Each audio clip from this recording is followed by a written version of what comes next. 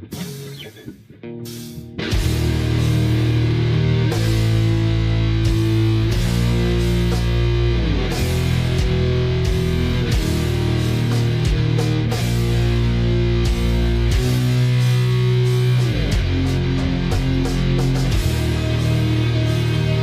up, dads? It's your boy Big Dave back with another episode of Culture Dads, Age of Sword and Set.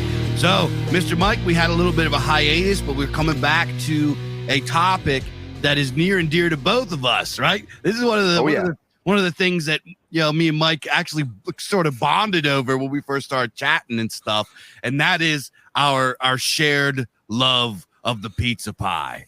Mr. Mike, I know that you're a Canadian guy. So when you told me that you're like, oh, I'm a huge pizza guy, and Mike's going to reveal some of his pizza recipe later in the episode.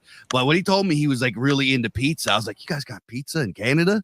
And then I realized, I looked into it, because it is kind of an East Coast American thing, right? At least pizza, how we conceive it. So having it in Canada was weird to me. So I started looking into it, and it turns out pizza's all over the planet. They got pizza in Japan. They got pizza in Iraq and like all kind of places. So what does pizza look like in Canada?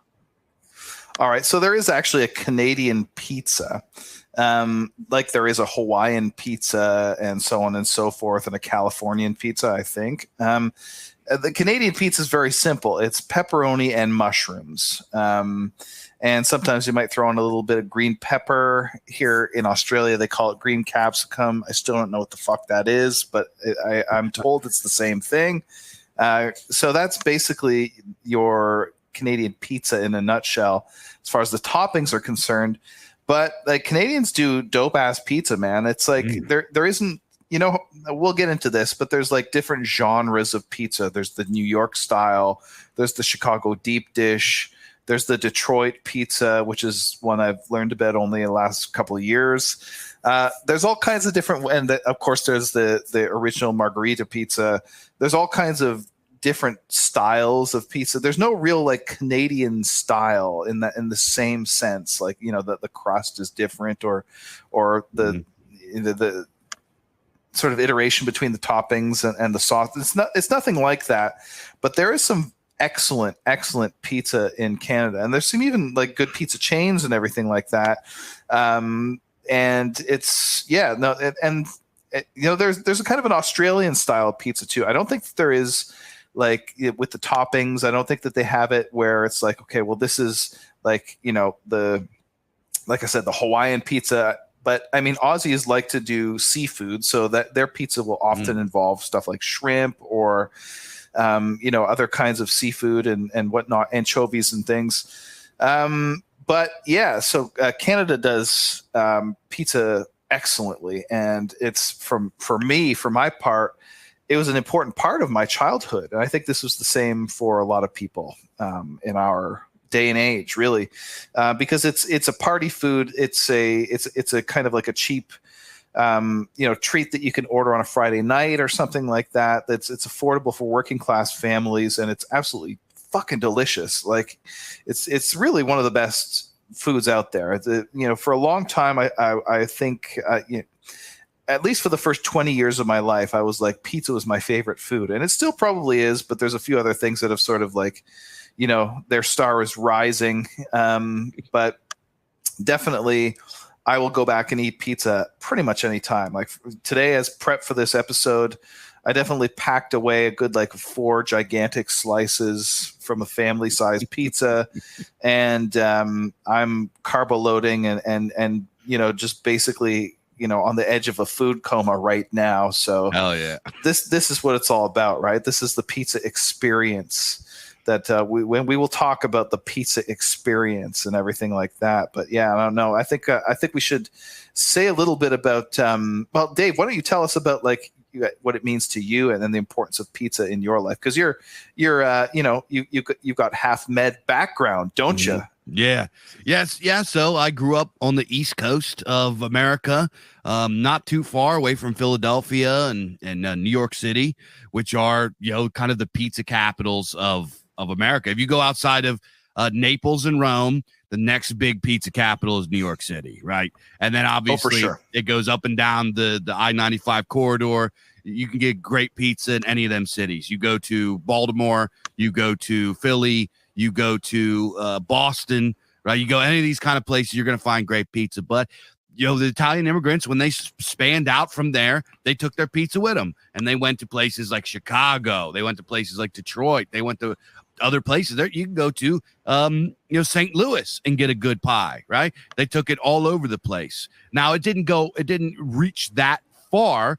Obviously, like places like Buffalo, New York, and then places like Ontario. They took it to Ontario. Right. Shout out our boy Giant Gio, who's an Italian Canadian. Right. So they really spread their pizza. Now, in the further reaches of the United States, pizza wasn't really a thing until after World War II, believe it or not. And we're going to get into all of that. And like even nowadays, if you go down to somewhere in Texas, unless you're in somewhere like Austin or something like that, you're not really. Pizza isn't a thing that they eat there, and if they do, it's like from Domino's or something, and that's kind of the only access to pizza they have there. We're gonna get into all of that, but if we want to talk about pizza, we gotta like look at the origins of pizza.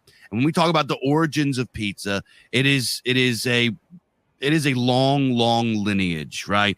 And why we should do this, and why I wanted to highlight this and do a pizza episode, is because number one, pizza is like they say it's the world's favorite comfort food, right? Pizza fucking rules. That's rules. Reason number one. As Mike said, when we're little kids, we have pizza parties and pizza at every single, birthday party, whatever. And as we get older, our palates sophisticate a little bit. They mature a little bit. And we get into things that are a little bit more good for us. A pizza, especially here in America, is sort of junk food. It's not something you want to eat every day. But why not? But as our palates become more mature, we begin to enjoy more sophisticated types of pizza other than just, pizza delivery, which is great too. I still like that. But in my view, the culinary tradition, culinary arts are something that are so important to cultural and ethnic identity, and it's something that we really, really overlook a lot. And this really clicked for me, and this is something I felt a long time. If you guys that have been watching Big Dave's content for a long time, you could go back and watch. I do whole episodes where I talk about the culinary tradition and how eating foods that like grandma or nona or oma made, like, brings you back, and those are flavors and tastes that click into the ancestral memory. That's why it's called comfort food. That's why it comforts us, because it puts us back in that ancestral stream and puts us in a place that transcends time and place. You know what I mean? It's like it's an important thing. It's a very beautiful thing, and it's something that people are really, really passionate about. Right? People are really passionate about their art, and people are really passionate about their food. One of the things that I noticed, whenever I like shit post online or on Telegram or whatever, if I'm dunking on some type of regional type of food, those people come out of the woodwork to tell me to go fuck myself. It just never fails. I could say, tell the Southerners that fried chicken sucks. Tell New York that pizza sucks. Tell a Philadelphian the cheesesteaks suck. Say this, let this stuff come out of your mouth and see how fast these people come out of the woodwork with their fists up, because this is very important to us. This is part of our cultural identity. It's something that's really, really special to us. If you told me I have two choices, I could press two buttons. One button, all politics and philosophy and everything that I read about and learn about vanishes, or all of my favorite comfort foods vanish. I will press the first button 20 times. You could you could blue pill me back into the Stone Age, and I would still, as long as I get to keep my pizza and hoagies. You know what I mean? So it's something that's really important to me, and this really clicked for me. I saw a video. It's a pretty funny video. It's a prank video on YouTube. And it's this guy, pizza delivery guy in Naples, in Italy, and he goes around delivering pizza that has pineapple on it, right? Shit. Yeah. In Naples, there is one type of pizza that they recognize, and that is the Margherita pie. And they went around delivering this pizza that has pineapple on it. The reactions to this were so extreme, you wouldn't believe it. These Italians squared up with this guy, like flipped out. There's a lady that started punching him. Like they chased him through the streets, threatening to kill him. Like going nuts. And one guy flips out. He's like, "Americans get everything they want. What about us? What about our traditions?" It was like he came there, delivered the wrong pizza to us in America, getting the wrong pizza. You're like, "Oh, that sucks," but whatever. It's the wrong pizza. To them, that was an attack on their identity. And in the comments, it was like, "Oh, leave it to Italians to get violent over pizza. How silly and stupid." And I'm thinking, no, this is so serious to them that they're willing to square up with you if you fuck with their pizza. You know what I mean? So I was like, why is this so important to them? So I wanted to talk about pizza and culinary traditions because they are so important to us, because they are a real life tangible thing that survives through generations. For example, on my mom's side, they came over from Calabria, like my grandfather, when he was a little kid, came over from Calabria. I don't speak any Italian. I don't look Italian. The only thing that I have Italian about me is what I got a little bit of the slang. I got a little bit of the attitude, and I know how to cook the food. That's the most Italian thing about me anymore. Everything else is left behind, but the culinary tradition survived. And this is the case with so many people. And that's how powerful and how immortal it is. So culinary traditions, what you eat, how you cook, the ingredients that you use, these traditions, they get passed down. And it's something that's very real, very tangible, very, very practical, but also very primordial. Because what I'm about to show you is these lineages, although they do evolve and change over time and the ingredients switch up depending on region and what the people have access to, it is still a lineage that reaches all the way back. And with pizza specifically, I went hard. I went into the rabbit hole to look, where did pizza start? And it's really interesting. So when we talk about the origins of pizza, we have to go all the way back to ancient Rome, believe it or not.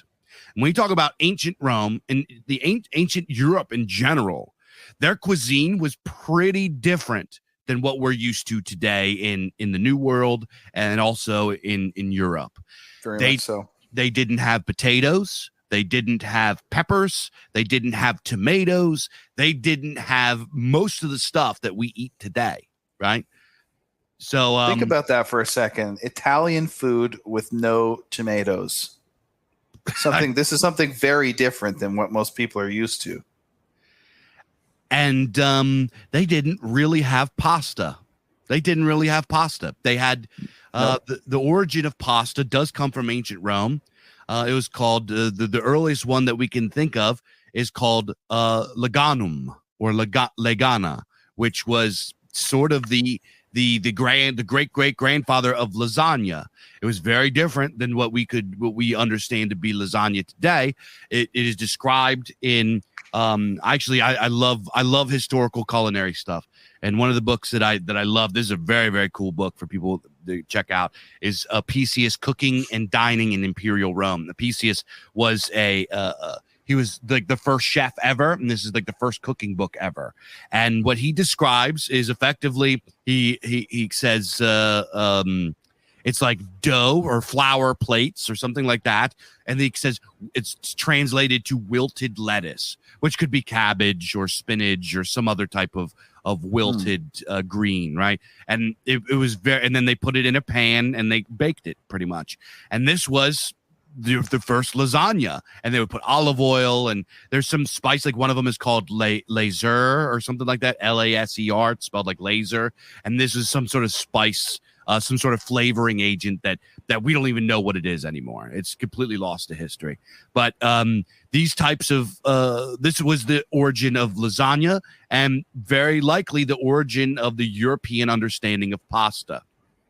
So there are a few ingredients, however, when it comes to pizza that were very present in ancient Rome, right? What do we look at when it comes to pizza? What are the elements, the very fundamental elements of pizza? The fundamental elements of pizza, obviously you got your dough, you got your crust, right? You got your sauce, and you got your cheese. That did not really exist back then, right? Obviously they didn't have tomatoes. However, they did have bread and cheese, and they did combine these things together. So if you look at the Roman diet, now, if you read like this book I just mentioned, Apicius, you will notice something very, very clear.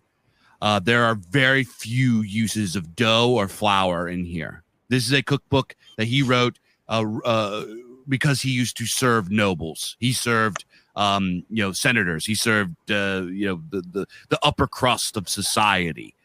These people in ancient Rome believed that bread and dough or porridge using wheat and gluten was for poor people. They ate vegetables, they ate fruit, they ate meat. That was it. And the main meat that they ate was pork. And this is going to be interesting for you guys that are out there that are raw egg nationalists or right-wing bodybuilders. They liked pork because it has the highest fat content, and they believed that fat made you stronger. Fat was good for you, so they preferred pork to beef and everything. So they liked fatty meats. But when we talk about the Roman diet, under the upper crust, they did eat a lot of bread. And we know this because of there were some like grocery lists that were written down on the walls in certain places, and then also what was preserved in Pompeii, right? But when we talk about the diet of your regular Roman, they ate a lot of what was called frumentum, and frumentum was effectively this stuff called pulse, and pulse was porridge, and they did it a few different ways. And this is actually the grandfather to what some people would call grits, or what Italians call polenta, which is a porridge that they make now. Obviously now it's made out of corn, but back then they used what was called emmer wheat, right? This was a porridge that they used, and the most very basic way to make it was to throw these grains that they got from the like they used to hand out grain to all the poor people, like their rations, grain rations, and they used to boil it in salt water, and that's it. They boiled it for a whole hour, and that was the most basic way to make it. But they got a little, they put in other things as well, such as garlic, flaxseed, pork, onions, beans, chickpeas, various legumes, stuff like that. And for those of you guys out there that might not be familiar with this term emmer's wheat, the grains that they had, the frumentum that they had back then are completely different than what we have now. The wheat that we use today, that's in our bread today, is a completely different animal than what we ate even like 100 years ago. And these what they call now old world grains are things like you have emmer wheat, you have einkorn, you have one that's called spelt, and another one's called kamut. And kamut is the grandfather of durum wheat, which is what modern Italians use for pasta. That's what they use for like spaghetti. So if you get a Barilla, like the Barilla brand spaghetti, it's going to taste different, and it's going to sit in your stomach different than some like American brand. I'm sure people have noticed that. It digests better too. But that's why Italians eat pasta every single day, and they never become big fatsos. And then Americans, we eat one piece of bread and we gain 4 pounds, right? So there's a big difference between this. But these ancient grains, like this emmer's wheat that they used in the pulse, it was completely different than what we have now. It was much higher in nutrients and stuff that was good for you. It was better. It had a reddish hue. And the reason that we stopped doing it is because these ancient grains had very large kernels, right? They had very large kernels, and they weren't good for processing. They had lower yields. It just took more work, that you couldn't just throw it through a machine, through a combine, and get the grain that you need. You got to cut it down by hand. It's a much more labor intensive process. So these ancient grains that we used to eat that were staples of the diets of people for millennia got phased out by technology and replaced by this very, very high gluten modern wheat, which is not really good for us. So anyway, back to pizza. When we look at the 3 ingredients, right? Obviously sauce. They didn't have tomato sauce back then, but they did have bread. They did have what we call nowadays flatbread. and they actually adopted this from the Greeks, and the Greeks called this focaccia, right? When we look at focaccia bread back then, and we still have focaccia bread today, but it's different. It's a little bit more fluffy. It's a little bit more like a ciabatta. But back then, focaccia was a flat bread. It was something more similar to like a pita or what's the Indians call it, a naan bread or something like that. And they would put olive oil or lard and various types of cheeses or anchovies, or they would put this kind of stuff, vegetables and stuff like that. And this is a flatbread. The Romans called this panis focaccius, or what we found in Pompeii, which is what a lot of pizza ovens are now based off of. This is the first like OG pizza oven. It was found in Pompeii under the ashes, right? It is a coal fire, wood fire oven, the same exact design that real legit pizza places use today. And they used to make what was called panis quadratis. I can't speak Latin, but it was a flatbread that they would put toppings on, and they would cut it. It was called quadratis because they would cut it in quarters like pizza slices.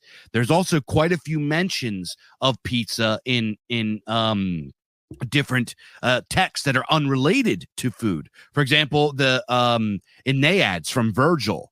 Virgil talks about how the Roman soldiers, which they would eat their flatbreads, he described them eating like these plate-like cakes of flour. They would take these you call they were plate-shaped cakes of flour, and they would dress them up with various things, cut them in quarters or eighths, and effectively eat pizza. And it might have had cheese, it might have not. He doesn't specify. However, cheese was very present in the ancient world. And in fact, we have evidence for mozzarella the way that we understand it today. If you look at a Roman named, I'm sorry, I'm going to screw up all these Roman names, but Calumella. He wrote a book called Res Rustica. Mike's probably over here cringing at my It's all good, bro. You're doing well. He describes in this book, and this guy, if you go back and read it, he was from was it 4 AD or 4 BC? I can't remember. It's 4 or something. Whatever. He wrote a lot of stuff about agriculture in ancient Rome, which is really, really fascinating stuff. You guys should check it out. But he describes what he calls hand-pressed, formed, or pulled cheese. And what this cheese is effectively cheese curds that they would put into hot water, heat it up, stretch it, and either put it in molds or shape it. This is mozzarella cheese, right? Now, it might not have been exactly like that, but it was very similar. It's the same technique that we use for mozzarella cheese, which is stringy, shaped, cooked down cheese from cheese curds. And if you read, there's a really interesting book. It's called Cheesemonger's History of the Isles of Britain or something. I can't remember what it's called. But what it was describing in here, and this is talking about cheese going all the way back. It's a really cool book, so check it out. But anyway, what he's talking about is ancient Rome, this pulled cheese, they actually probably adopted from the Dacians, the people that lived in Romania and the Slavic world at this time, who were very likely Germanic peoples.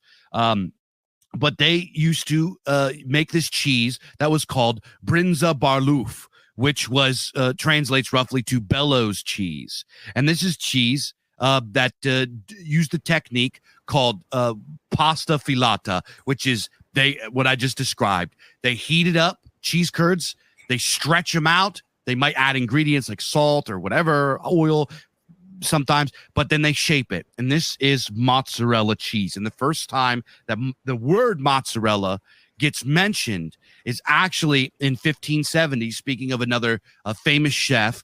This is the famous chef of the Renaissance period. And this guy really shaped the culinary tradition, really. And this is Bartolomeo Scappi, right? He wrote a book called Opera, and he was a chef for the Pope. And what he describes in his book is he calls it fresh mozzarella, which implies there was also an aged mozzarella, which means this technique of pasta filata was used going all the way back to the Renaissance, to ancient Rome. Mozzarella cheese has been with us for a long, long time. And in this book, he also mentions ravioli, and he also mentions caciocavallo, which is a type of cheese we're going to talk about a little bit later. So anyway, that is the kind of the history of pizza in ancient Rome and the ancient world. You had the flatbread that got cut into quarters or eighths. You had mozzarella cheese, which if they had it, they like to put cheese on their flatbreads. They had, these ovens that we use. They had pizza except for the tomato sauce. So when does pizza become pizza as we understand it today? Pizza becomes pizza how we understand it today. If you look at the myth of a guy named Raffaele Esposito, and Raffaele, he was a famous pizza maker in Naples in the late 1800s. Now, this was a time, the late 1800s in Italy was the time of what they call unification.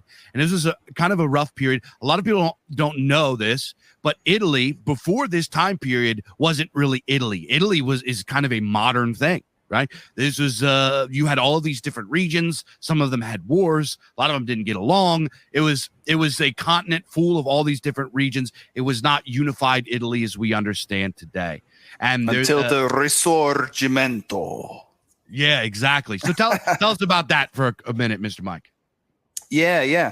So there's a famous quote that I'm just going to try and remember off the top of my head. Something like, Italy is not a reality; it is a geographic expression. This is like I forget who said it, but it was somebody in the 19th century, and it was basically expressing the idea that Italy was just a number of city-states, essentially, or like principalities that didn't have any political unification or anything like that. They certainly shared a culture, they certainly shared a language.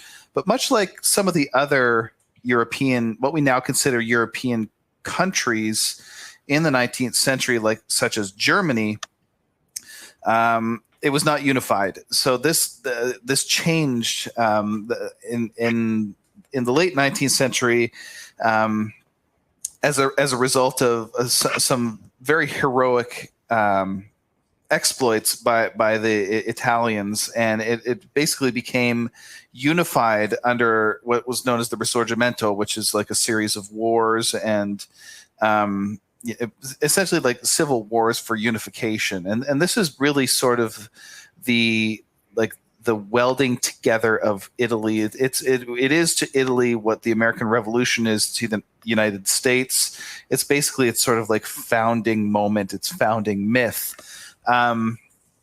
And pizza figures in this nationalist sort of fervor because Queen Margherita had basically asked for something made by by this guy Esposito. Was it Raffaele Esposito? I think the name. Yeah.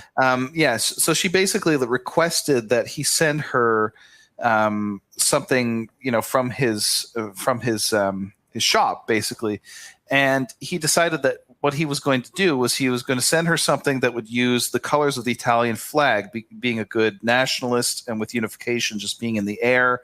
So he decided that he was going to send something that had white, red, and green on it. And this was white was the I think it was the cheese, actually, but it might have been the dough. Mm-hmm. The red was, of course, the tomato sauce, and the green was the basil, which is an important part, actually, of many, many pizza sauces. It was sort of a core ingredient in pizza as we know it today. And so that was basically the first pizza delivery, really. Even delivery goes back a long way when it comes to pizza. And there's a certain nationalist dimension to this. So yeah, no, it's all wrapped up in the being of a people. The idea that you are what you eat really actually is more than just a kind of cute expression. It is like our traditions, our culinary traditions are so important to who we are. I could think of my own family, for example. I mean, Canadian cuisine is not as strong as even like New York cuisine, much less, something like Italian cuisine or German cuisine or something like that. But in my own family history, we certainly have recipes that have been passed down through multiple generations that I've inherited, like from my grandmothers. There's like these pastries and treats that my parents made for me when I was a kid at Christmas. It's always at Christmas.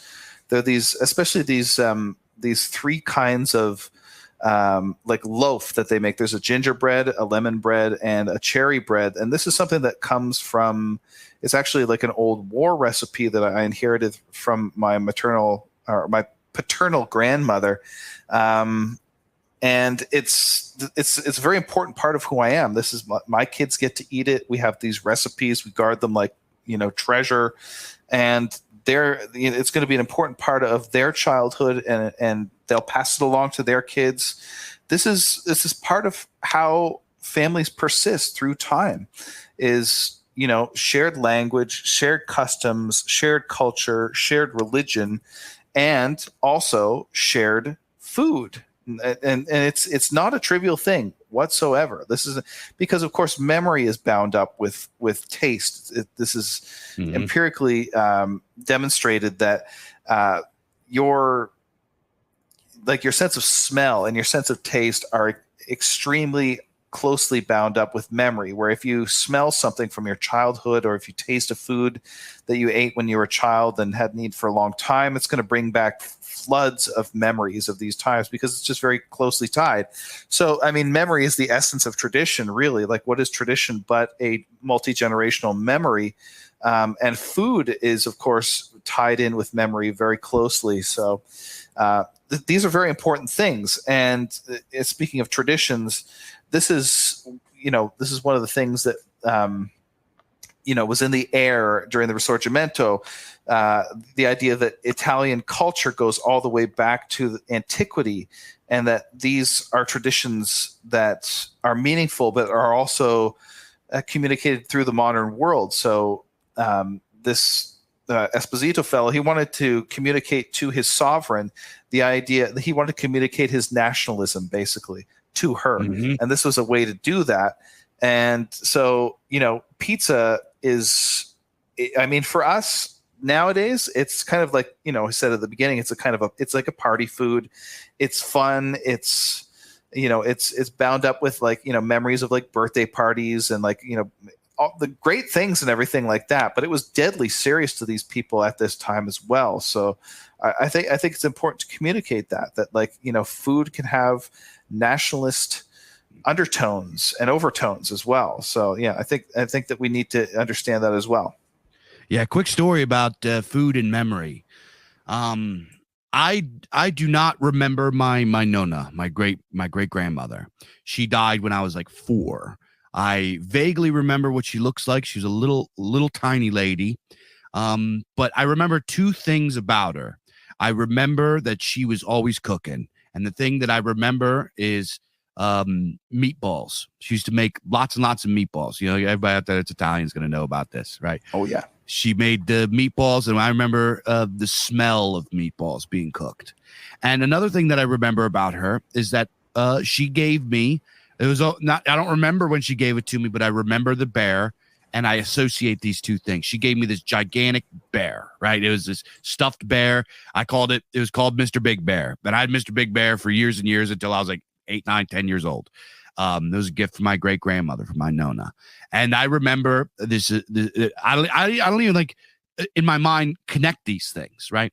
So on my first son's first birthday, I was like I was between jobs. We didn't really have much money.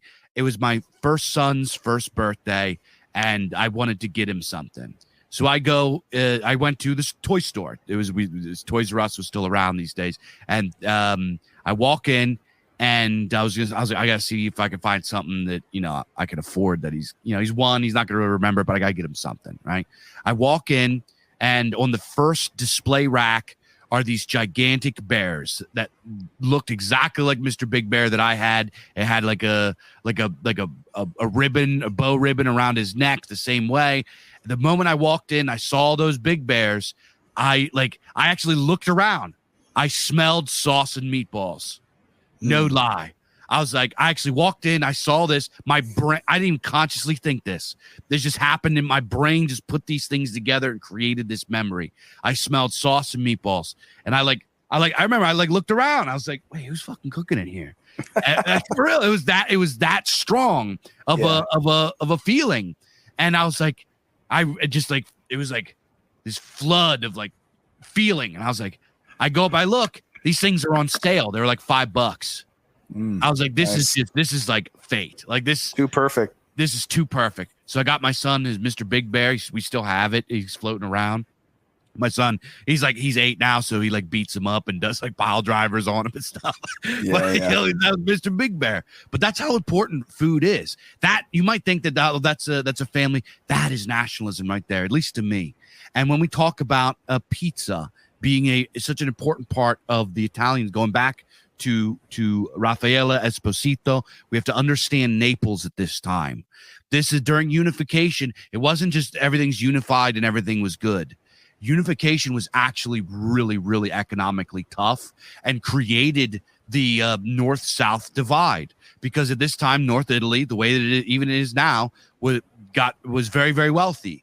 They were wealthy. They had all of the manufacturing. They had the economic power, and the bottom half were left to be fishermen, and like they were very poor. So what happened is to kind of like try to bring them all together, King Umberto and Queen Margherita of Savoy would go travel around. And Naples at this time was a fishing town, right? It was a fishing town. They had a lot of people that were just day workers. They lived in these apartments, these like tenement buildings almost, where they didn't even have like running water. They didn't have a stove. It was effectively a room with some beds in it and maybe like a closet. It was actually pretty destitute and pretty it wasn't ideal living conditions. So people couldn't cook in their houses or cook in their rooms that they lived in. So they ate almost exclusively street food. And the street food had to be very cheap. And what they used to make was sort of what we would call not pizza, but very similar to the panis focaccia that they ate in ancient Rome. It was a flatbread with toppings on it, right? The invention of the introduction of tomatoes and sauce and everything on here isn't quite there quite yet. So going back to Umberto and Queen Margherita would go to these very poor southern Italian towns and do the queen thing. She would go and wave and talk to people and like parade themselves around like, here are the king and queen. We care about you guys. We're going to fix everything, et cetera, et cetera. And people were pretty hopeful back then. Obviously up to like, it was something like, I can't remember. Millions of them eventually went to America because it got so economically bad. But during this time, you had these pizza cooks, right? Pizza chefs. And Raffaele Esposito was like one of the bosses. He was one of the best in town. And what he did was he sent Queen Margherita 3 different pizzas. And obviously this wasn't the word. The pizza wasn't used yet. But he sent her 3 flatbreads. One of them had vegetables on it. Another one had lard and caciocavallo, which is caciocavallo is a the most expensive cheese in the world.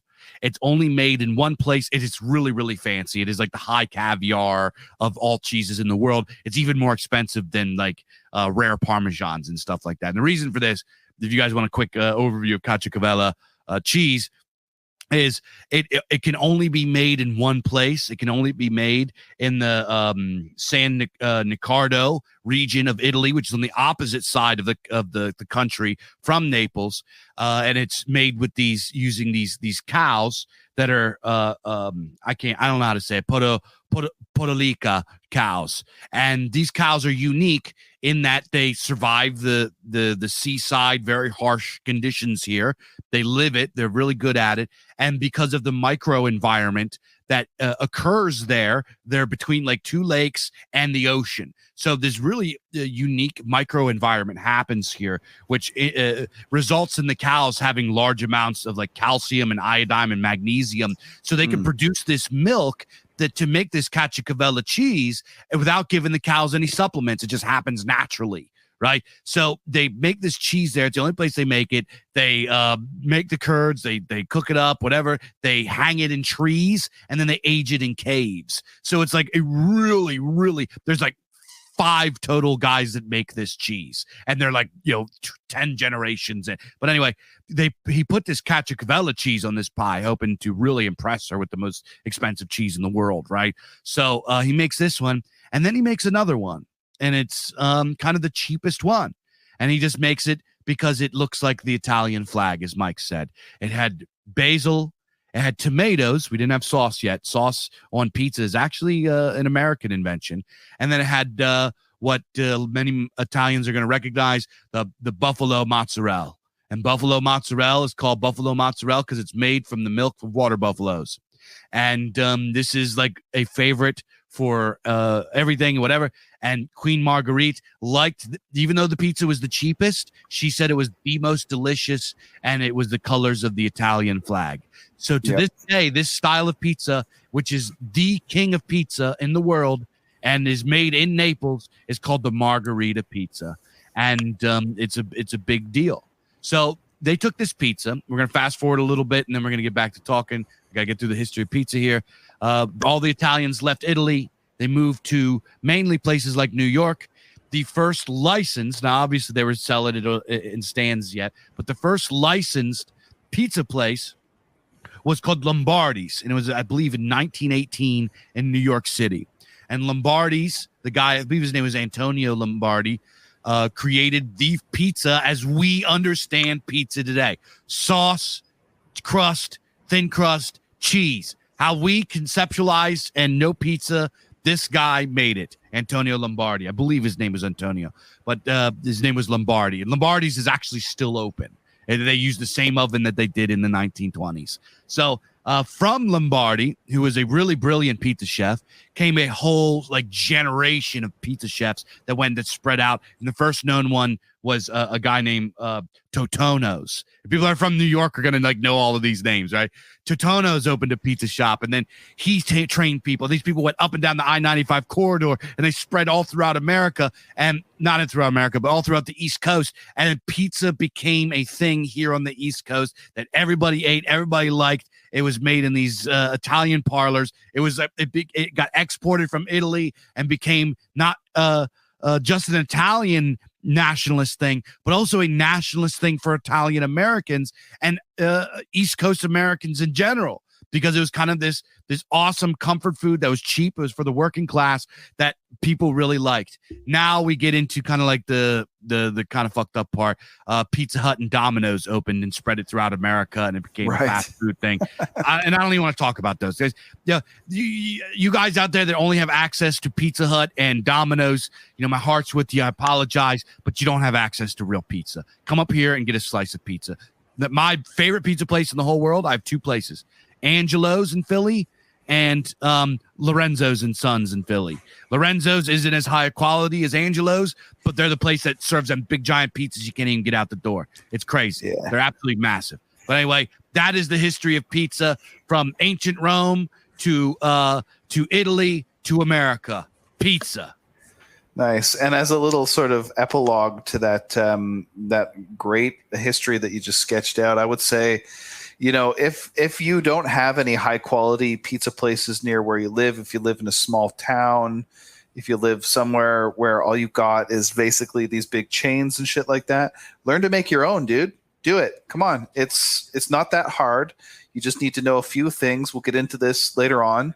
Wow, we're coming up on an hour. Let's hear so Mr. Mike has been telling me about his secret pizza recipe. He apparently makes this really bomb crust. So, Mike, let's hear it. Let's hear it.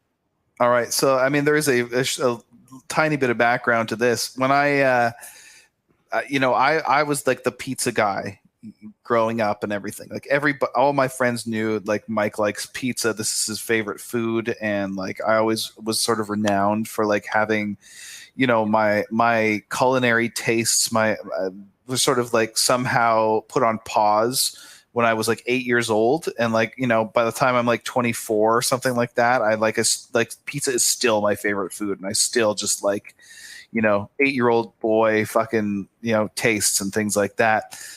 So I had to learn how to make my own pizza. And I spent years and years and years trying to get it right. And it just, it was pretty decent. It was okay. But it wasn't the kind of thing where I would prefer it to like ordering out or something like that until I hit upon a few different secrets. And so obviously there's two main, you just get pepperoni from the store. I don't, whatever. I don't know anything about like, I'm not a butcher or anything like that. So, you just buy that. But in terms of the other important ingredients, the pizza, like the dough, the sauce, and obviously you buy the cheese because I'm not a fucking farmer. I don't raise a cow. But in terms of the pizza and the sauce, there's a few things that are important to know. And that took me like 10 years to figure this stuff out. Like I'm very persistent. I eventually will learn how to make something, if it like right now I'm on the quest to make a good curry. And I'm pretty close to like getting it like restaurant quality, like I have with my pizza dough. So there's a few things that you need to know about the dough. Number one, you need to get the right kind of flour. So the flour that you need is in general just a high gluten flour.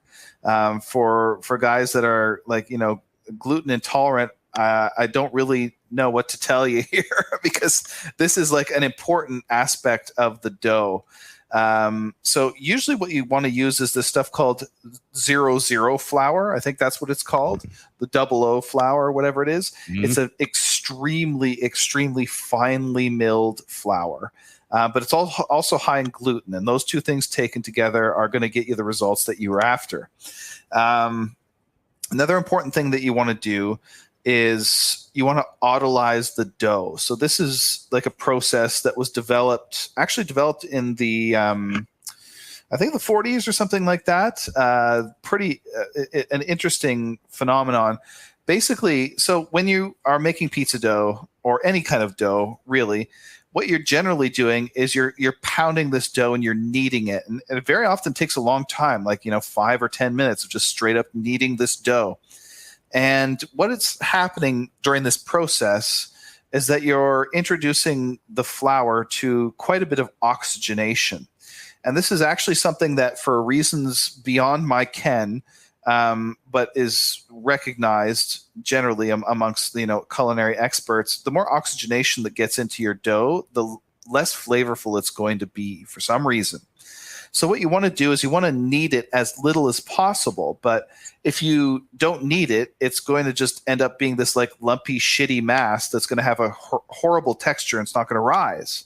So what do? Well, what you can do, and somebody discovered this, is that you can slap the dough together into like a kind of rough ball that is kind of lumpy and not that like, smooth. And you just let it sit covered for a good 20 minutes. Or sometimes, like I let mine sit when I first get the dough together, I'll let it sit for 40 minutes covered. And you go back to it.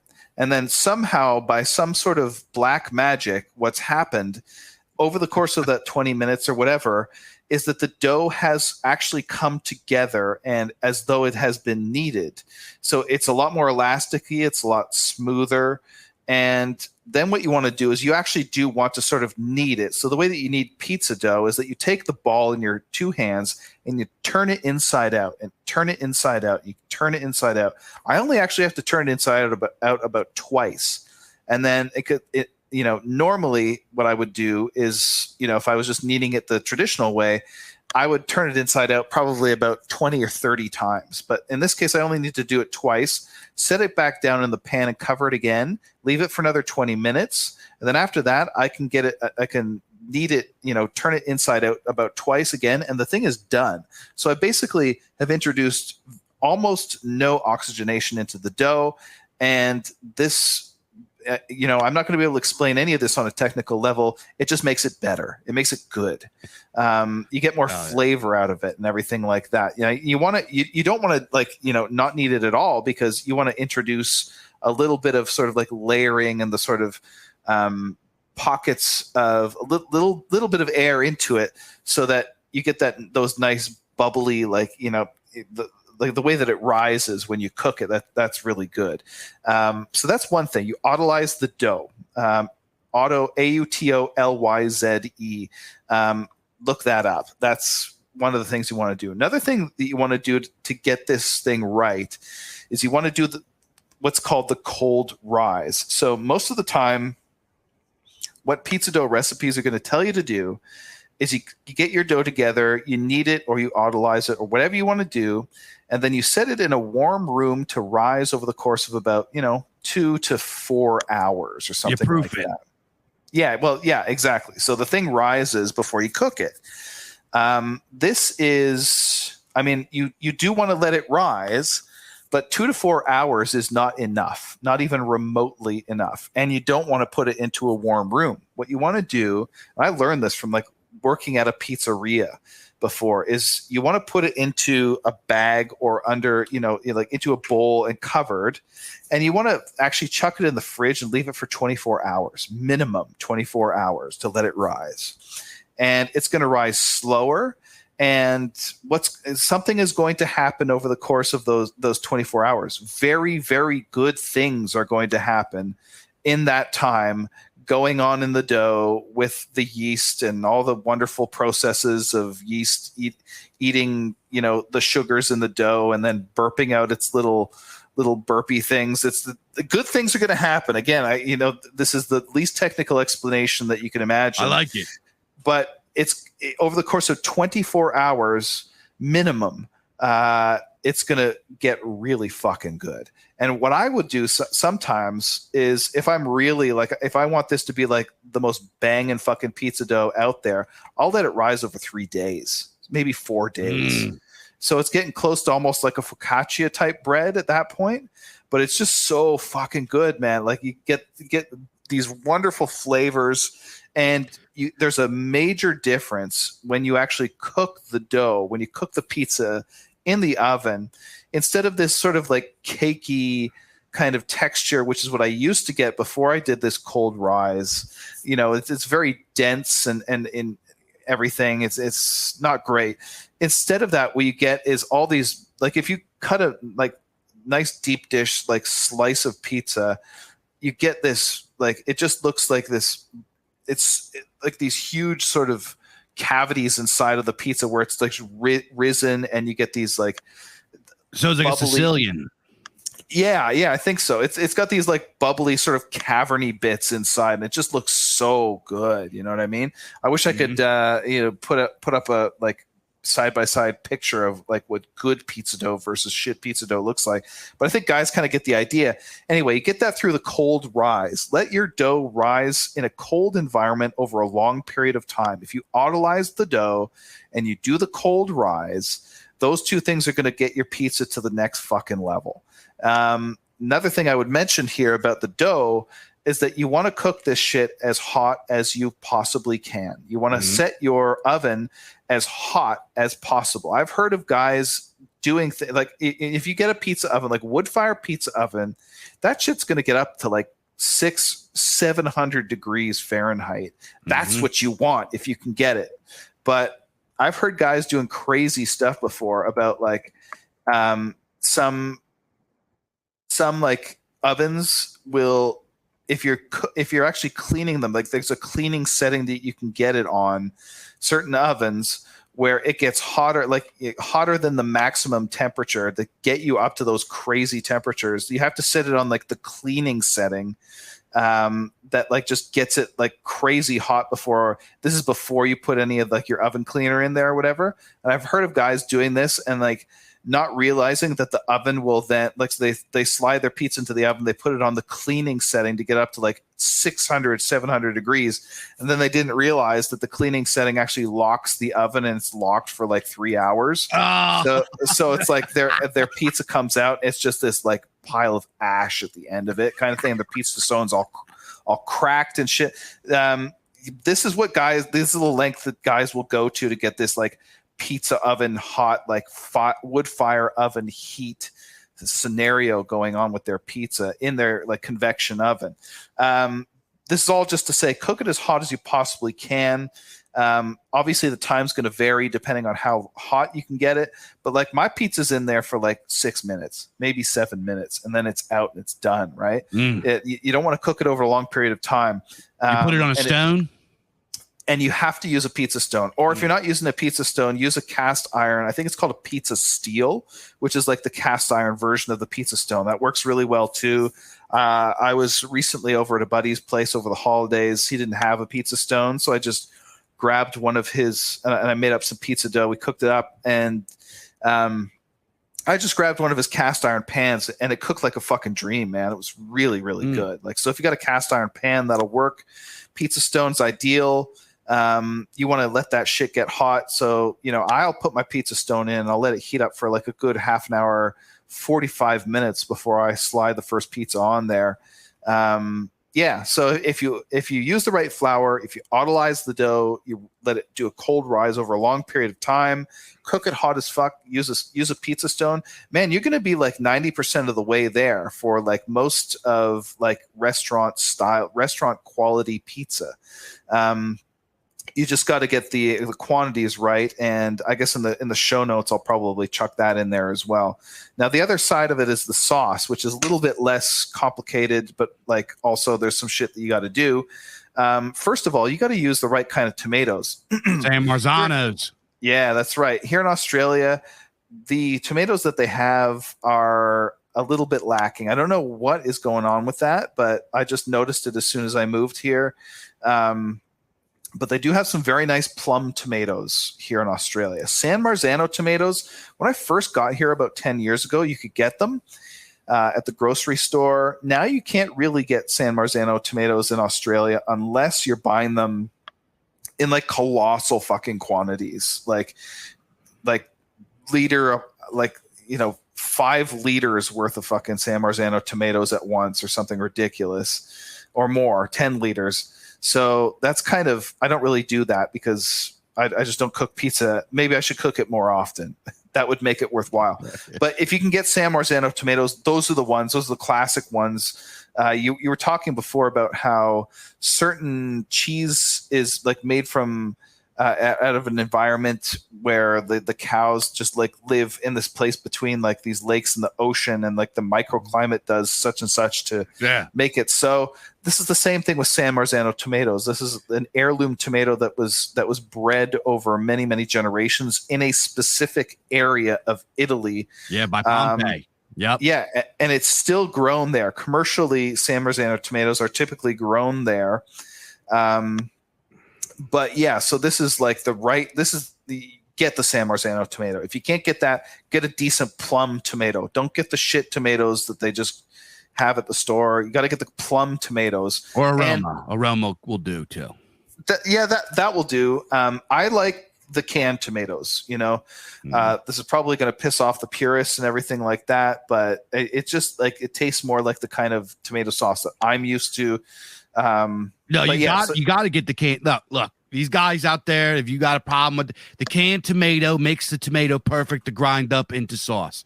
If you want to have sauce tomatoes, you got to do your jarring thing. You gotta cook them down. You gotta peel it. You gotta put it in the jar, and you gotta let it sit, because that tomato breaks down, and then when you grind it all up, it turns into a beautiful sauce.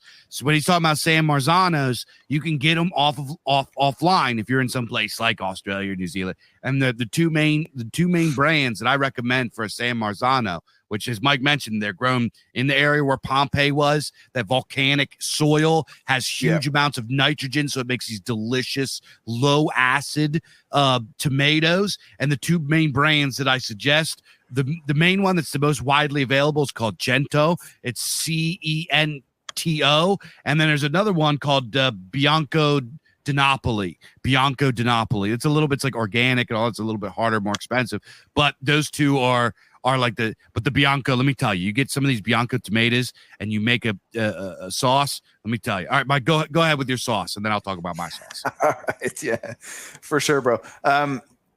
Yeah, I'm so fucking spurgy about pizza that I actually grow my own San Marzano tomatoes because we can't get them here. My Seriously, man. Yeah, dude. Well, that's what I'm reduced to now.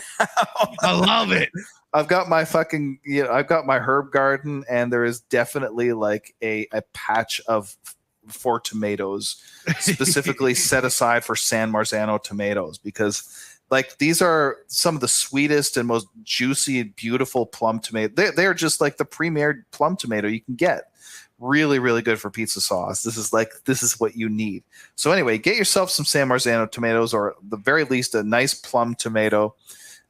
Get them in the can. Don't be a spurg. Just get it. Just do it. And then what I do with it is I'll chuck a can of tomatoes into my pan.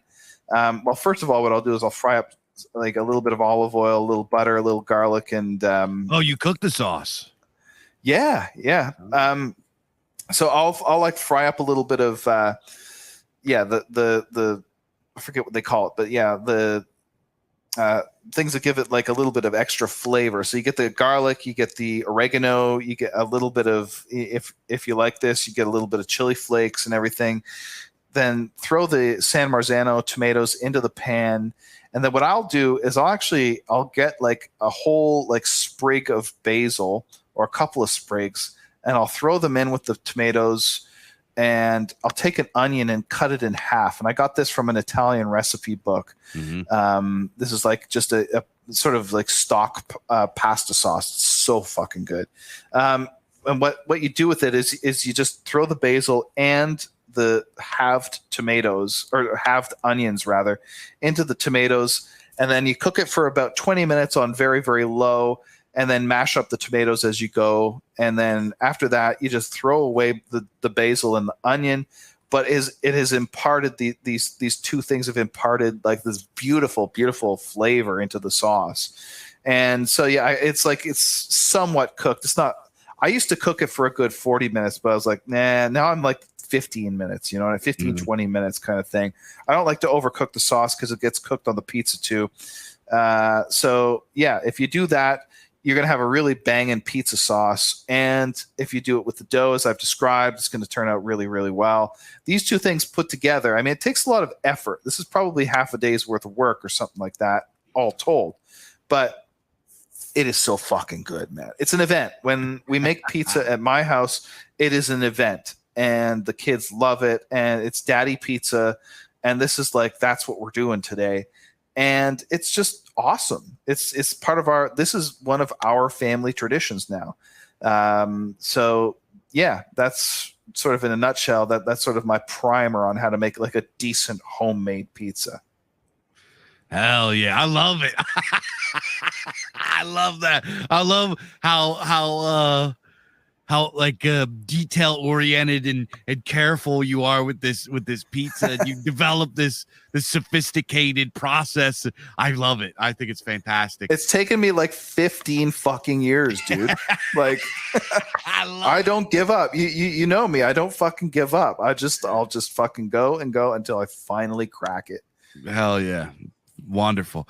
I stink with dough. Like I'm a terrible bread man. I'm actually like, for years I worked in culinary. I'm technically like a chef, you know what I mean? But for some reason I am fucking not, I can't do dough. I suck. I screw it up every time. Even like easy stuff. I just can't, for some reason, I just can't do it. When I worked in restaurants and stuff, if they had me bake something, I would be pissed. I'm like, I'm not fucking Little Miss Bake Shop, because it's not my thing, right?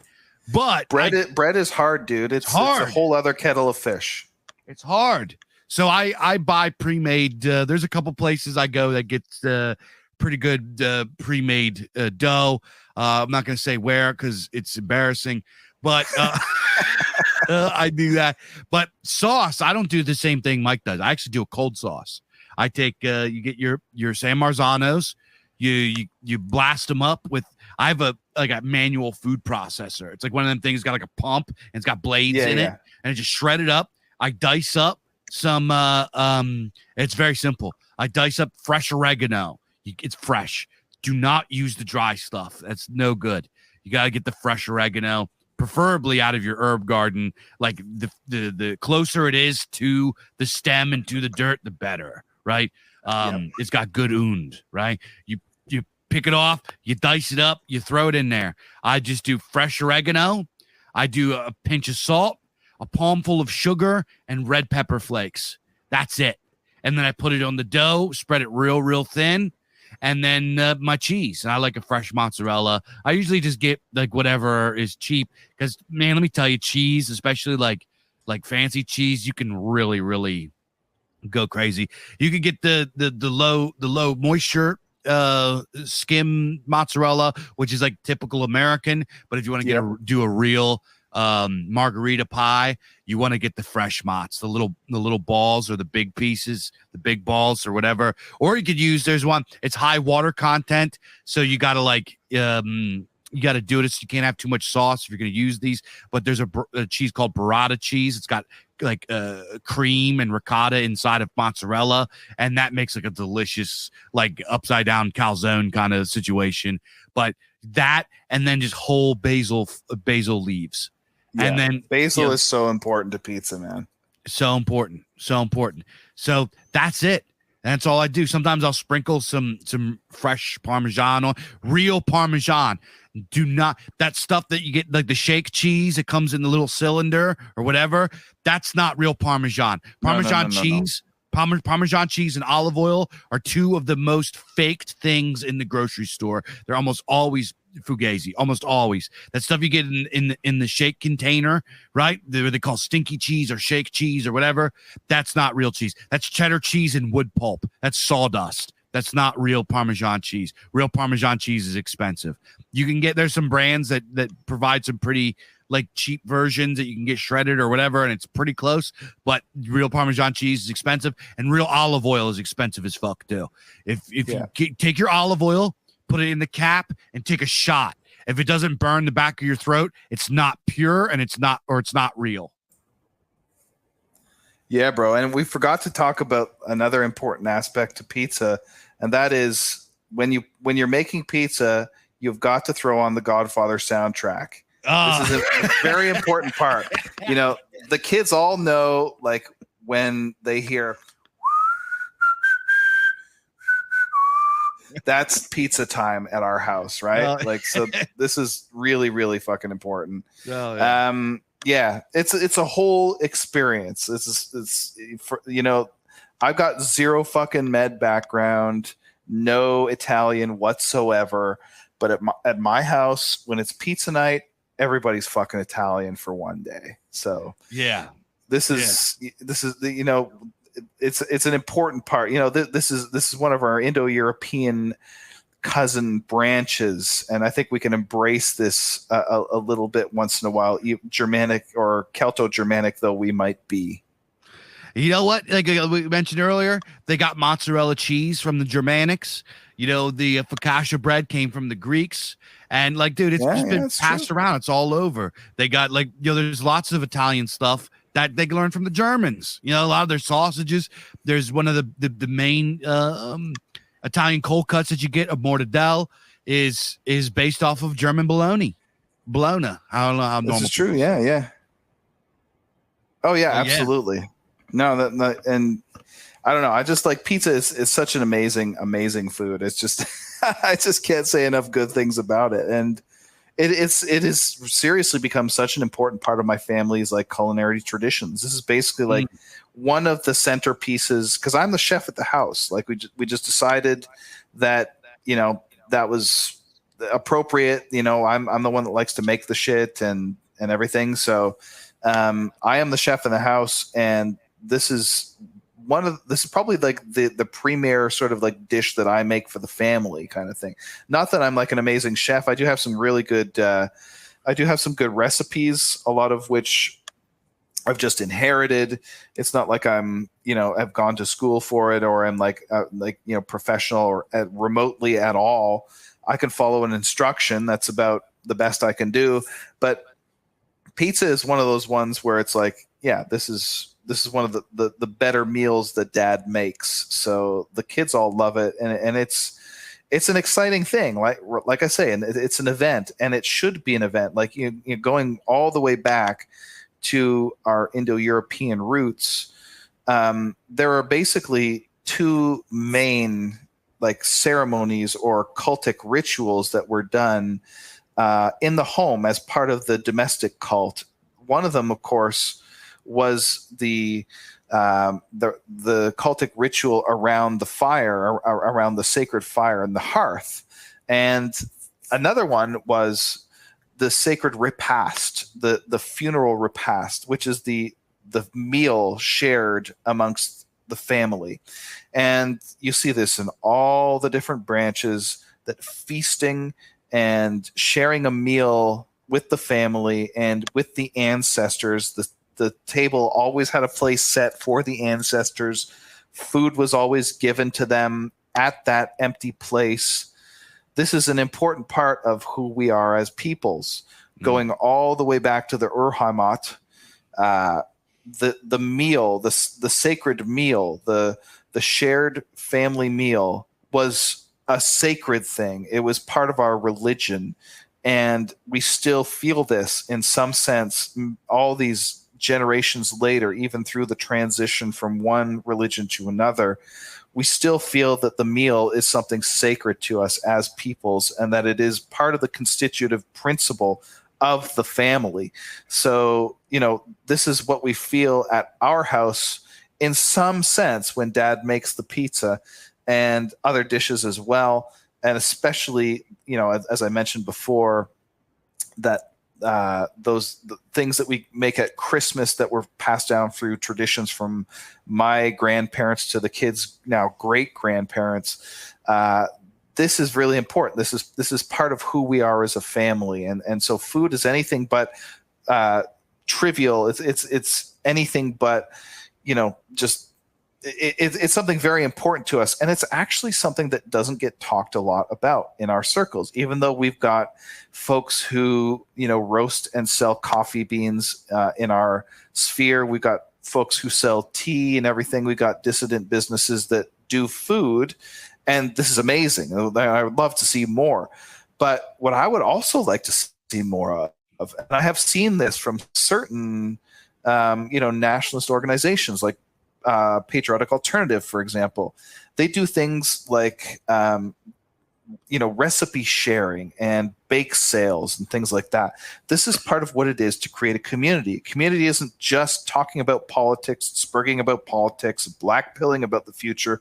It's not just that. It's also creating an organic connection between people. And we need this especially now that our communities seem to be becoming more and more inorganic, online communities and things like that. This is the kind of thing that makes it feel normal and homey and close to the heart. You know what I mean? So I would love to see more talk about this kind of thing in our sphere. This is why we wanted to do Culture Dads. We wanted to do Culture Dads to do something a little bit different. We wanted to talk about more than just theory cell stuff, as important as all that is. We wanted to talk about culture. We wanted to talk about our favorite music. We wanted to talk about the movies that give meaning to our lives. We wanted to talk about the culinary traditions. We wanted to talk about the linguistic traditions. All this stuff matters too. And so I would love to see guys doing more to do with food and to kind of build a kind of scene that can be inhabited, if you know what I mean.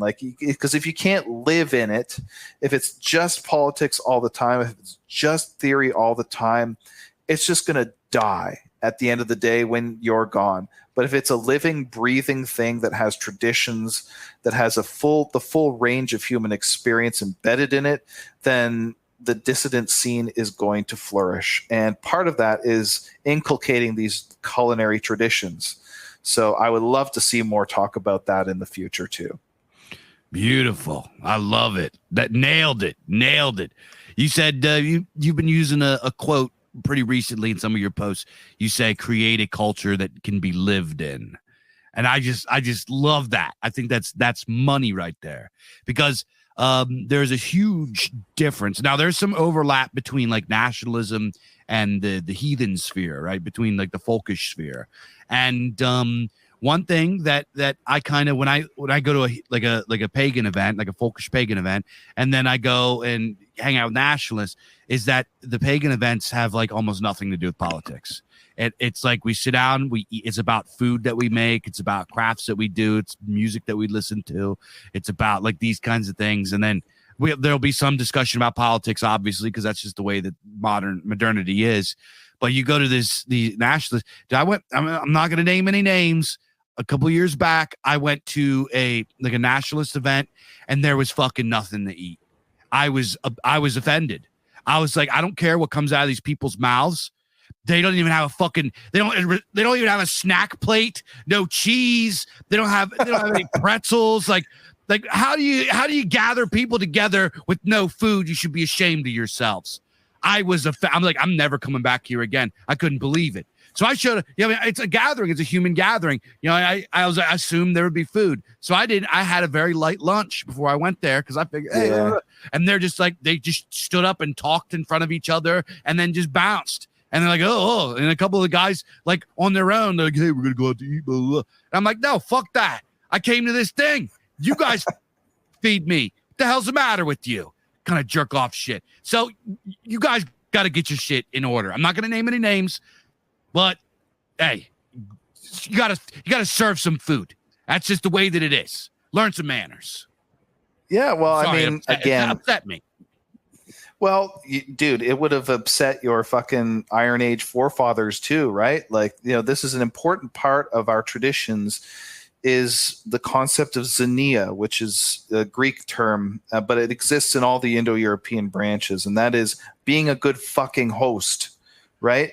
Like when Odysseus rocks up to I forget what his name is, but the island of the guy where he meets the daughter on the beach, and then he goes back to the king's castle, and he's telling all his stories and everything like that. I forget what the guy's name is, but anyway, part of the important part of this story is that it communicates what a good host that the king was to Odysseus, to take him in after all of his wanderings and set him on his way and all this. And this is an important, and you get this in the Germanic tradition as well, of course, like Havamal, yeah, but also what Grimnismal. That's basically Grimnismal is a meditation on what it is to be a good host or a bad host. That's one of my favorite poems in the Poetic Edda because of all of that. It's just so important, right?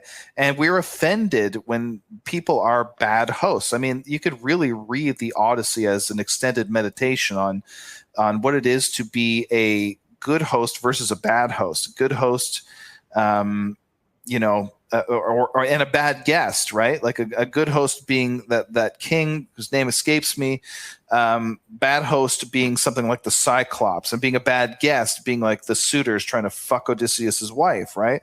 That whole story is about the guest-host relationship. And, again, like as I've mentioned in the Eddas, you get this in the Celtic myths, you get this in all of the myths, in the Roman legends, of the rape of the Sabines and everything like that. The guest-host relationship is at the bottom of a huge amount of what it is for us to be peoples. So yeah, I mean, you're right to be offended. There's something ancestral about the outrage that you feel when you go to somewhere and you're treated like shit as a guest. This I can understand it. Basically, I'm totally on your side with that. Yeah, and they weren't like everybody was cool and very nice, and like nobody like said, hey, go fuck yourself. Like nobody was like a dick to me, but it was like they kind of were because there's no food. You know what I mean? Like I couldn't even imagine. I couldn't even fathom the idea of having a gathering, inviting people somewhere and not feeding them. That was just crazy to me. You imagine the guest host. I just think over and over again. The first like half of the Havamal is about like how to be a good host and how to be a good guest. I believe it actually, there's a stanza in there where it says like, a bad host has no friends. You know what I mean? like how to be like, how to conduct yourself when you're a guest. Don't drink too much, but you make sure you have some to drink. And if you're a host, make sure you have like good beer or good, have good drink, have good food. It's just like, I don't know. I don't know whose idea it was or where this trend started, where like everything just became like, everybody just forgot the most basic human elements of interaction, which is like breaking bread together. And here's another thing. There's this quote that gets said over and over. And it's a very good quote. And they say, the family that prays together stays together. Every time I've ever heard that, anybody's ever said that to me, we were sitting down for something to eat. Yep. So is it the prayer itself, or is it us breaking bread together and making that a sacred spiritual thing with the food? You know what I mean? Ancestrally, the two were not separable, right? As I mentioned with the funeral repast, like this was part of the sacred ritual. But yeah, no, it's so important. Like, eating together and just at the table and having that be an event, a daily event where the whole family gathers around the table. Everybody puts the phones away. You eat, you sit down and you eat together and you talk together and you communicate together and you just are a family for, even if it's only for like, 10 minutes a day, just have that you're doing the same thing that your ancestors did all the way back to like the Neolithic period where farming or whatever, or even further back than that. It's just a human connection that you have with the family. It's just so important. And if you lose that, I mean, you kind of do lose the constitutive principle of the family. And it's really sad to see, at my house, we have a rule that there's no fucking phones allowed at the table when it's time for dinner. So, and I think that this is a bare minimum kind of thing, right? Like a lot of families will sit around and eat dinner watching TV. And then, hey, I'm not here to tell you what to do with your family. This is another important principle, but it's just, I don't understand it. Like, watching TV while you're eating. I mean, it's something, it just sort of irritates me on a level that's very deep that I can't even really articulate, kind of thing, right? Like, yeah. That's what families are. Families are people who, among many, many other things, eat together and share that culinary experience together. So, the culinary tradition, the rituals, the little rituals that you do, like, before dinner and during dinner and, saying grace or whatever you're doing, that's all very, very important stuff. And so, I like I say, I would love to see more discussion about culinary traditions and this kind of thing in our sphere, because it just gives you a much more well-rounded picture of what it is to be a person and to be a family. If you lose that, then it doesn't matter if your political theory is correct. It would just never persist. So, yeah. Yeah. And also, that experience that I had, I'll say this. Like I said, I'm not dunking on, these guys are nice guys and they invited me, and, I'm sure what they were talking about was interesting. I probably would have paid attention if I wasn't hungry. But after the thing, I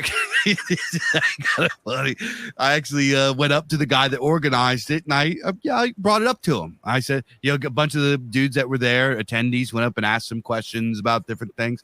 And I was like, so what's up? Are they going to like bring something out to eat, or is there any drinks around here? Like, up to them.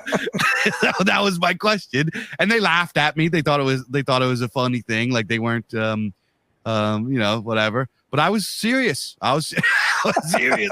And in contrast, Big Dave's serious about his drink, man. Serious about his food and drink. Yeah, you could have. I get it. I get it. You don't got to have like an open cocktail bar. Have a couple beers. Have like maybe like just like some sodas or some waters, or maybe have some orange juice, so anything, right? Have anything to wet the whistle, something, or some snacks. You know what I mean? It's not hard. You cut up some cheese, you cut up some meat, have some crackers, some olives, whatever. You could have. It takes 20 minutes to get that done. So hey, there's no excuse for it. And in contrast, that is like my main thing. If I have an event, you're coming to eat. If you come and you don't eat, Oh, yeah. I might be I'll give you some shit. I will bully you into eating something even if you're not hungry. I don't care if you have to go throw up in the bushes. You're not coming here and not eating. That's it. That's the bottom line. So in contrast, Big Dave's organization has been going on for like 10 years, and these guys over here had one event and they kind of fizzled out. Was it because they didn't serve anything to eat? I don't know. Maybe. Well, might have had something to do with it. I mean, you talked about this. You had an episode of The Bog, like maybe a year ago or so, where you're talking about tribal ethics and tribe building, clan building, and how this is an important part. It is a very important part of building a structure, like a mannerbund of people. You want to figure out how to build a fucking mannerbund. Gives guys something to eat. Yeah. This is one of the building blocks, right? I mean, it's great if you all have, if you're part of a hiking club, or if you're gym bros and you get together and you spot each other and everything. That's great, and I would never denigrate that or whatever. But you got to have this too, right?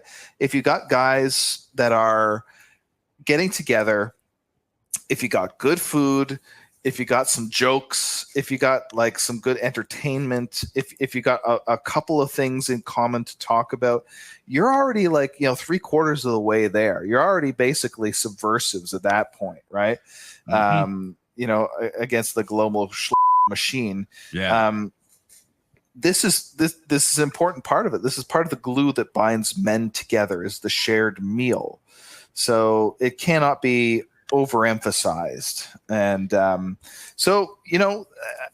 another little piece of life advice to men: learn how to fucking cook. There's nothing, don't be embarrassed about it. Don't think that it's like, something feminine that that's should be left to the fair sex or whatever. You should know how to fucking cook for yourself. That's part of being a man, Every name that I mentioned in the history of culinary in regards to pizza and in regards to everything else has been a man. All the greatest chefs ever of all time that changed the culinary tradition, that kept it alive and continued it and did culinary innovations were men, period. So it's not a feminine thing. I'll just throw that out there. I'm sorry. No, not at all. Not at all. And it's an important part of being, just a grown up, by being a big boy, is being able to cook for yourself, right? And cook well. How embarrassing is it if you you're a young man, you're 20 years old, get out of the house or whatever, and you can't even invite your girlfriend over and cook her a fucking meal? Like, I don't know. Like maybe I'm just old here and I don't know, but is this something that men don't know how to do now? I don't know. When I was 20, I'll be perfectly honest. When I was 20, I did not know. It took me a few years to get that under my belt, but under my belt, I did get it. So yeah, it's important. Have a few decent recipes. It's if you know how to cook like 3 dishes really, really well, that is something to be proud of. That's something that you can share, that you can women are going to want to come over to your house if you can fucking cook a decent meal. So it's a flex, right? It's a flex. Exactly. It's like you have, first of all, you mentioned about in my tribal ethics thing. The reason for this, when you break bread with somebody, right, you're associating food with nourishment, right? It's giving you life. It's something that is very, very ancient, right? This goes back to like the Stone Age, when guys would go on hunting parties together and then sit down afterwards. And after weeks of like eating berries and like whatever, they finally get to sit down for some meat. And that is something like when you break bread. And I've had this before. There have been people that I wasn't real crazy about, or whatever. We might not have been that great a friend. We sat down and like had lunch together. It's actually one guy in particular I'm thinking about. One guy in particular, me and him didn't really get along that well, and then ended up that me and him had to sit down and we just ate hoagies. We just had subs, and we sat down and ate subs and drank a couple beers. And then we didn't really talk about anything really that important. We just like yacked and told some stories and made some jokes or whatever. And now me and him are boys now. So it's like this thing is like really important. This is something we associate this. This is it's mundane, but it is a very, very ancient friendship making, brotherhood building ritual to eat together, right? We associate that with nourishment and life itself, right? There's another thing you mentioned too. I was going to talk about, but I forget. Yeah, well, I think you're absolutely right there that it's an important part of men bonding together, right? There's two things that men bond over. One is fighting, and the other one is eating. These are the centripetal forces that keep men together. Yeah, I mean, I'm not sure I could tell a story about like how me and my buddy, my good friend that I just went to see recently, we bonded over a fight one time. But, how many times have you bonded with someone else over a good meal? I mean, like before I got into Imperium Press, one of the things I was doing is I went to, like, I was part of a writers club or a writers group where we'd all write, little flash fiction pieces of like 1,000-word stories, and then go and critique each other's stories and, whatever, just yak and bullshit each other for an hour or two a night, once or twice a week, and enjoy a good meal. And when, we, for some reason, I don't know, it was kind of hard to like find a venue to allow us to do this because we kind of needed a room to ourselves and quiet. Didn't really want to like rent a space because whatever, money's tight. So we'd have to kind of like move around from venue to venue to like be able to accommodate this. And some of the venues would serve food, and some of them were kind of like more like cafes where like, they might serve like biscuits and donuts, but not really you couldn't get a pizza, you couldn't get a meal or anything like that. And the places, where this writers club would just absolutely fucking wind up and just get like totally rowdy and awesome were the places where they would serve food, and we would all share a meal, and it was just wonderful.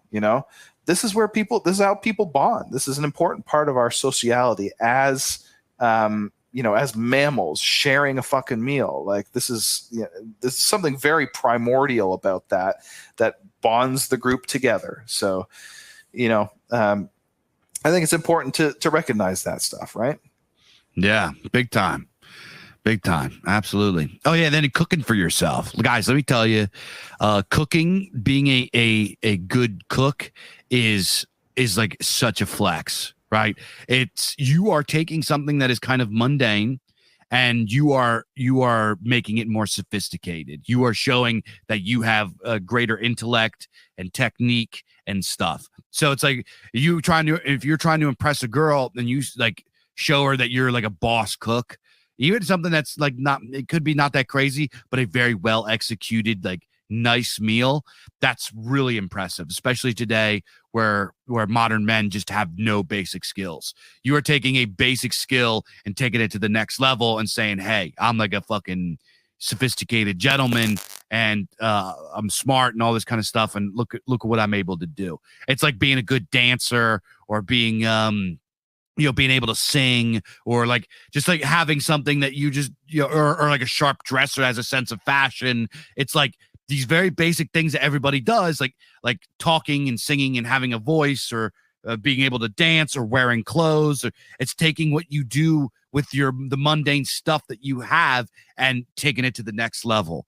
And that's something that I think is very, very important, especially learning your ancestral foods and everything. So, being able to cook for yourself, eating food for a group, and even like, just like, even if you're just doing it for your boys, dude, if my boys come over, I pull out all the stops.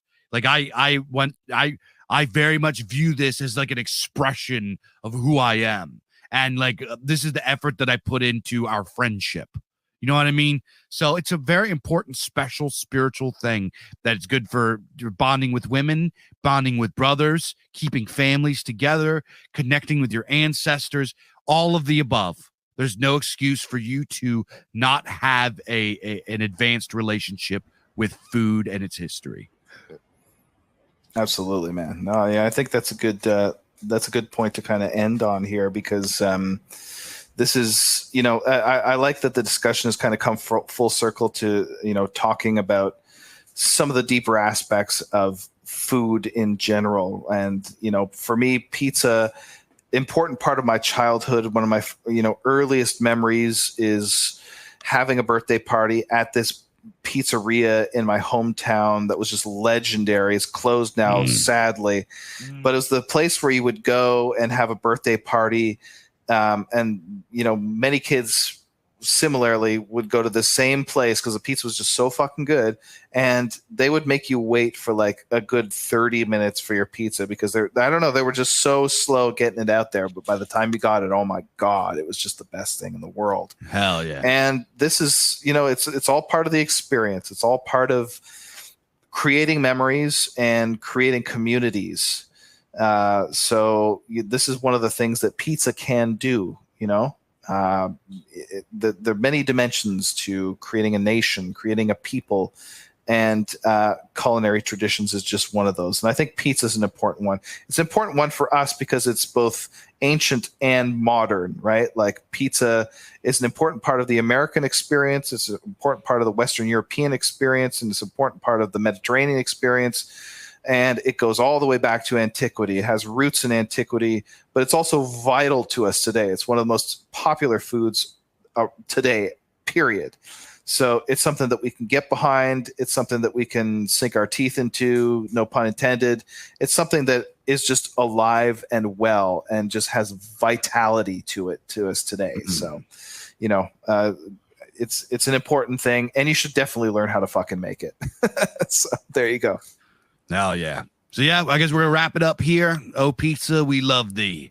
Huge part of our cultural experience here in the West, especially in places where pizza was born, and over in the old boot, right over in Italy. So I hope one day I can go. Actually, you know, I've been. Everyone's like, oh, I want to go to Europe and see this and see that. I'm like, I want to go to Naples and try the pizza. That's my dream of going to Europe.